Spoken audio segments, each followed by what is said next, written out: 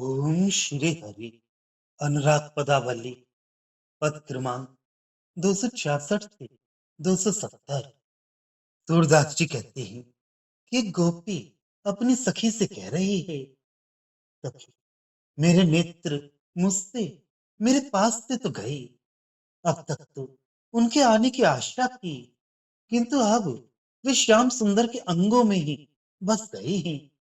अतः उनके लौटने की अब आशा नहीं। जब से उन्होंने मोहन का कमल मुख देखा, तभी से दिनों दिन वे कुछ दूसरे ही होते गए। वे जाकर श्याम सुंदर से हल्दी चूने के समान मिल गए, एक उनके ही रंग में रंग गए। उस आनंद में ऐसे मतवाले हो गए कि मुझे छोड़कर अपना ही स्वार्थ चाहने लगे। अब तो वे श्याम सुंदर के रूप में ऐसे लीन हो गए हैं, मानो गर्म तवे पर बूंद लीन हो जाती है। कोई गोपी कह रही है, सखी, मेरे नेत्र अत्यंत अधीर होकर ऐसे गए जैसे निचाई के रास्ते से जल दौड़ता है और कहीं रुकता नहीं। क्या कहूं, उनकी ऐसी अकुलाहट जल्दबाजी थी, जैसे वायु के अधीन पत्ते की होती है, अथवा अरी सखी, जैसे वसंत ऋतु आने पर लताएं वृक्षों से खड़खड़ा कर गिरती हैं।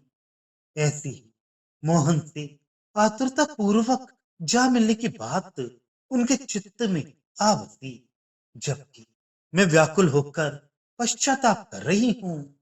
वे तो उस सांवरे शरीर से ऐसे परख गए कि किसी प्रकार फिर लौटे ही नहीं।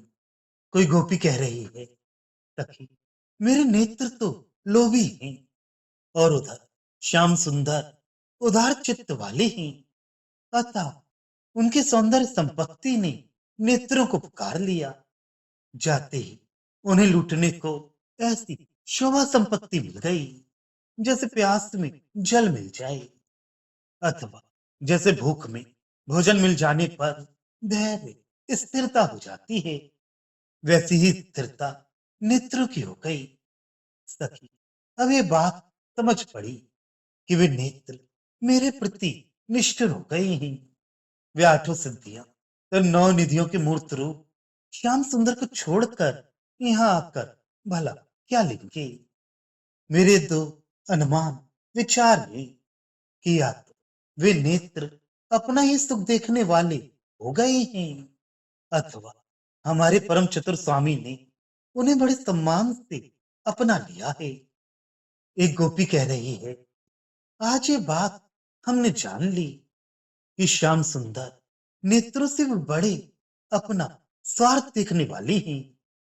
ये उन नेत्रों को और वे इन श्याम सुंदर को चाहते हैं, तथा दोनों ऐसे मिल गए हैं जैसे दूध और पानी। सुना जाता है कि घनश्याम परम उदार है और उनमें राशि राशि सौंदर्य भरा है, किंतु कृपा कंजूस की संपत्ति का क्या किया जाए।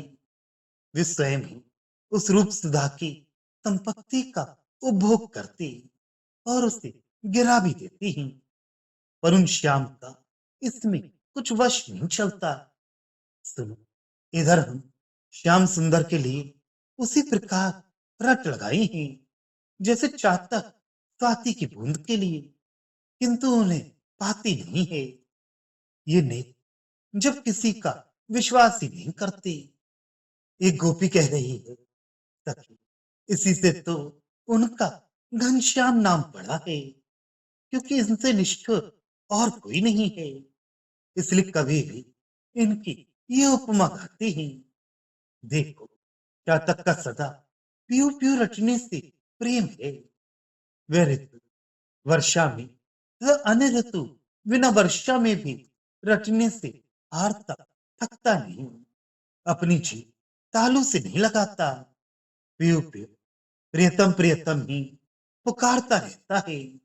वे मेघ पहाड़ों पर, वनों, पृथ्वी पर, नदियों में, कुओं में, सरोवरों में वर्षा करते हैं, पर जैसे चातक के मुख में कहीं एक बूंद भी नहीं लगती, वैसे ही ये घनश्याम हमारे निरंतर रट लगाने पर भी हमारी उपेक्षा ही करते हैं।